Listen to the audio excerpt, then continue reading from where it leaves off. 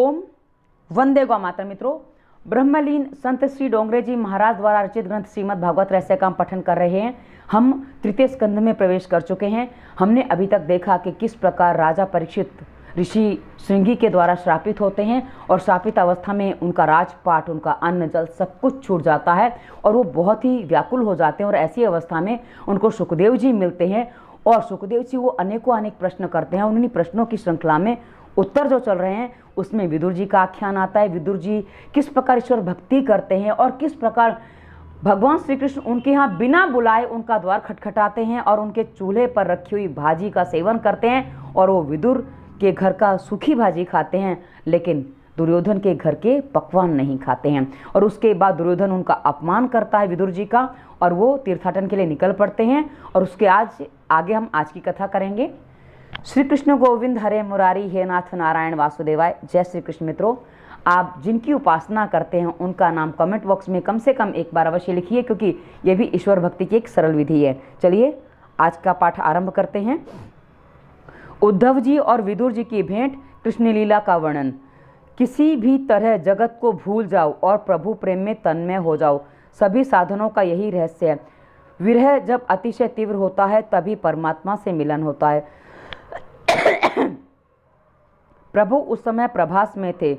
उद्धव को ज्ञान का उपदेश दिया, भागवत धर्म का उपदेश दिया। फिर उद्धव से बद्रिका आश्रम जाने को कहा तो उद्धव ने कहा कि अकेले जाने में मुझे भय लगता है, आप भी मेरे साथ चलिए। जीव ईश्वर को अपने पास ही रखे तो वह भयभीत नहीं होता। उद्धव को भागवत धर्म का उपदेश मिला, फिर भी उनका मन शांत ना हो सका। वह भगवान से कहता है कि मैं अकेला तो कैसे जा सकता हूँ, हम दोनों साथ जाएंगे। मात्र निर्गुण ब्रह्म का ज्ञान कुछ अधिक उपयोगी नहीं हो सकता है। सगुण ब्रह्म का सहारा लेकर ही निर्गुण ब्रह्म को पहचाना जा सकता है। श्री कृष्ण ने उद्धव जी से कहा कि मैं क्षेत्रज्ञ हूँ के रूप में तेरे साथी हूँ मैं क्षेत्रज्ञ के रूप में तेरे साथी हूँ, मैं तुझमें समाया हूँ। मेरा स्मरण करने पर उसी क्षण में उपस्थित हो जाऊंगा। तो उद्धव जी ने प्रार्थना की कि बिना किसी आधार के भावना नहीं कर सकता मैं, मुझे कुछ आधार दीजिए। तब श्री कृष्ण ने उसे अपनी चरण पादुका दी। उद्धव ने मान लिया कि अब द्वारिकानाथ मेरे साथ ही हैं। अब मैं अनाथ नहीं सनाथ हूँ। ये पादुकाएं नहीं, प्रत्यक्ष प्रभु मेरे साथ हैं। उद्धव जी का प्रभु के प्रति प्रेम इतना प्रगाढ़ था कि भगवान की पादुका में भी वे प्रभु का ही दर्शन करते हैं। उन्होंने अपने मस्तक पर पादुकाएं रख ली। प्रत्येक मस्तक बुद्धि प्रधान है। इस पर प्रभु को बिठाने से तुम्हारे मन में कोई विकार नहीं घुसेगा और मन सुधरेगा। सुखदेव जी कहते हैं, राजन, उद्धव जी बद्रिकाश्रम जा रहे थे। उनको मार्ग में यमुना जी और ब्रजभूमि के दर्शन हुए। मेरे ठाकुर जी की यही लीला भूमि है। तीर्थ स्थान में मात्र स्नान करने से पूरा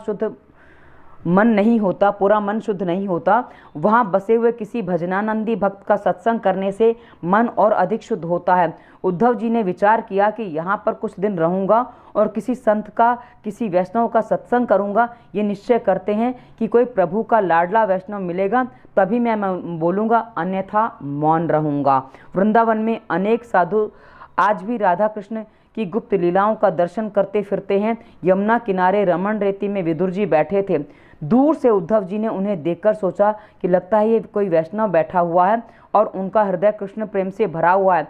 समीप जाने पर उद्धव जी ने पहचान लिया कि ये तो महान भगवत भक्त विदुर जी हैं और उन्होंने विदुर जी का वंदन किया। उसी समय विदुर जी ने आंखें खोली और उद्धव जी से कहा, यह ठीक नहीं कि आप मुझे वंदन करें। विदुर जी ने उद्धव जी को प्रणाम किया। संतों का मिलन कैसा मधुर होता है। जब संत मिलते हैं तो कैसा आभास होता है। 4 मिले 64 खिले, 20 रहे कर जोड़। हरिजन से हरिजन मिले, 20 से 7 करोड़। अब ये कौन है, क्या स्थिति है, वो सुन लीजिए। 4 आंखें यानी कि 2 आंखें मिलके 4 हो गई। 64 दांत यानी कि दोनों के 32 दांत 64 हो गए। तो 4 मिले और तो 64 खिलते हैं, यानी कि 32 दांत दोनों के 32 खिलते हैं। 20 हाथ में की पैर की उंगलियां तो 7 करोड़ रोम रोम शरीर का जो होता है ना, वो रोम वो रोमटे हमारे 7 करोड़ लमसम अमाउंट पकड़ी है, संख्या पकड़ी है, वो बात है।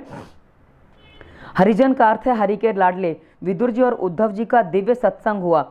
मनुष्य सत्संग में जितना समय बिताता है उतना ही वह सही अर्थ में जीवन जिया। संतों के मिलन में केवल परमात्मा की ही चर्चा होती है। संत से मिलन होने पर तुम अपनी लौकिक बातें कभी ना करो। यमुना जी को आनंद हो रहा है कि ये भक्त आज मेरे प्रभु की लीला का वर्णन करेंगे, मेरे श्री कृष्ण की बातें करेंगे, मेरे श्याम सुंदर का गुणानुवाद करेंगे, लीला गान करेंगे। मैं अपने कृष्ण की लीलाओं का वर्णन सुनूंगी। यमुना जी शांत और गंभीर हो गईं। उन दोनों भक्तों ने प्रथम बाल लीला, फिर पोंगड़ लीला, प्रौढ़ लीला और सारी लीलाओं का वर्णन संक्षेप में किया। उद्धव जी कहते हैं, मुझे प्रभु ने प्रभास में भागवत धर्म उपदेश देकर बद्रिकाश्रम जाने की आज्ञा दी। आपके दर्शन से मुझे बहुत आनंद हुआ है। विदुर जी कहते हैं, जिस भागवत धर्म का उपदेश आपको भगवान ने दिया था वह मैं सुनना चाहता हूँ। मैं जातिहीन और कर्महीन हूँ, किंतु आप जैसे वैष्णव तो दया के सागर होते हैं। भगवान ने थोड़ी सी कृपा मुझ पर कर दी थी। आप मेरी इच्छा पूरी करें। मैं अधम हूँ, फिर भी जो उपदेश आपको प्रभु ने दिया आपसे श्रवण करने की इच्छा रखता हूँ। आप कृपया मुझे बताइए। अब ये बात में विदुर जी अपने आप को स्वयं नीचा और अधम न जाने क्या क्या कहते हैं। उसके पीछे जो कारण है वो हम अगले अंक में पढ़ेंगे। और ये दासी पुत्र होते हैं, पर ये दासी पुत्र क्यों बनते हैं वो भी हम अगले अंक में पढ़ेंगे। और ये बार बार ऐसा वर्णन क्यों करते हैं आपको समझ में आ जाएगा, क्योंकि कई बार लोग एक कन्फ्यूजन में आ जाते हैं कि ये बार बार ऐसा क्यों कहते हैं। उद्धव जी कहते हैं कि आप साधारण मानव नहीं हैं। मनुष्य जब तक दीन और नम्र नहीं होता तब तक भगवान को नहीं भाता। जहाँ भी दृष्टि पहुँचे वहाँ भगवान के दर्शन की भावना करोगे तभी दैन्य भाव आएगा। विदुर जी आपसे और तो क्या कहूँ, जब मुझे उपदेश दिया था तब मैत्री जी वहाँ बैठे थे। भगवान ने जब स्वधाम गमन किया उस समय उन्होंने वसुदेव, देवकी, रुक्मणी, सत्यभामा आदि को तो याद नहीं किया, किंतु आपको 3 बार याद किया। वे मुझसे कहते थे कि मुझे आप अपने विदुर की याद आ रही है। वह मुझे नहीं मिला। एक बार जो भाजी मैंने उसके घर खाई थी उसका स्वाद मैं आज तक नहीं भूला। वह भाजी मुझे आज भी याद आती है। आप सोचिए कि रूखी सूखी भाजी जिसमें ना कोई मसाला ना कुछ, और वो उनको भाती है। ये बात है प्रभु की। और वैष्णव 56 भोग लगाते हैं तो भी कई बार वो प्रसाद करने नहीं आते हैं। ये तो भावना की बात है। भगवान जिसको अपना कहें और अपना माने उसका बेड़ा पार ही है। साधारण व्यवहार में कोई किसी से को नहीं कहता कि तू मेरा है।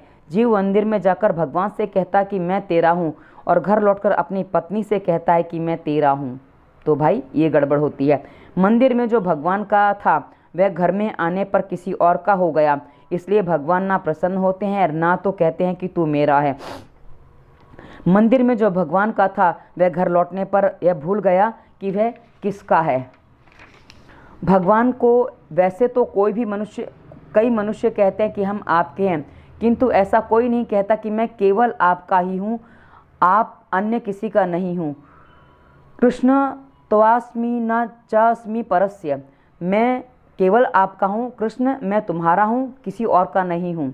जगत में जब तक मनुष्य किसी अन्य का है तब तक वह भगवान का नहीं हो सकता। भगवान जिसे अपना समझे वह माया के बंधनों से मुक्त हो जाता है। भगवान से हर रोज़ प्रार्थना करो कि आप एक बार कह दो कि तू मेरा है। भगवान जब कहें कि तू मेरा है तब सच्चा ब्रह्म संबंध होता है। तुलसीदास जी कहते हैं कि मुझ जैसे कामी को अपना कहने में राम जी को लज्जा होती है। आप राजाधिराज के आंगन में पड़ा हुआ कुत्ता हूँ मैं, मुझे अपने आंगन में पड़ा रहने दीजिए, मुझे अपनाइए। तुलसी कुत्ता राम का, मोतिया मेरा नाम, कंठे डोरी प्रेम की, जित खींचो उत जान। मैंने आपकी पट्टी गले में बांध ली है। मैं पापी हूँ फिर भी आपका हूँ, मैं कुत्ता हूँ राम जी का। परमात्मा ने मुझे अपनाया है। परमात्मा जब आपको अपना लें तब उन्हें जो काम अच्छा लगे वही काम करो। भोग में संतोष मान लो, किंतु भगवान के भजन में कभी संतुष्ट मत हो। भक्ति में जो संतोष मान लेता है वह प्रभु के मार्ग में कभी नहीं आगे बढ़ पाता। भक्ति ऐसी करो कि भगवान तुम्हें स्मरण करें, भगवान को तुम्हारी याद आए। भगवान ने विदुर जी को 3 बार याद किया था। विदुर जी उद्धव से पूछते हैं कि क्या मुझे सचमुच भगवान ने याद किया था? उद्धव जी कहते हैं, आप बड़े भाग्यशाली हैं, भगवान ने आपको 1 बार नहीं 3 बार याद किया। उन्होंने यह भी कहा कि सभी को मैंने कुछ ना कुछ दिया है, किंतु विदुर जी को तो मैं कुछ दे ना सका। इसलिए मैत्रेय जी को उन्होंने आज्ञा दी कि जब विदुर जी तुमसे मिले तो उन्हें इस भागवत धर्म ग्रंथ का ज्ञान देना। इस बात को सुनकर विदुर जी की आंखों में अश्रुधारा बह निकली। प्रेम से वे विवल होकर रो पड़ते हैं। अब अगले अंक में हम आगे बढ़ेंगे, विदुर जी मैत्रेय जी से मिलते हैं और विदुर जी क्यों बने उसकी कथा अगले अंक में आएगी। कहाँ से यमराज शापित होकर विदुर जी बन जाते हैं वो कथा हम अगले अंक में पढ़ेंगे। चलिए आज की कथा यहीं विराम देते हैं। श्री कृष्ण गोविंद हरे मुरारी हे नाथ नारायण वासुदेवाय। धन्यवाद। वंदे मातरम। जय श्री कृष्ण मित्रों।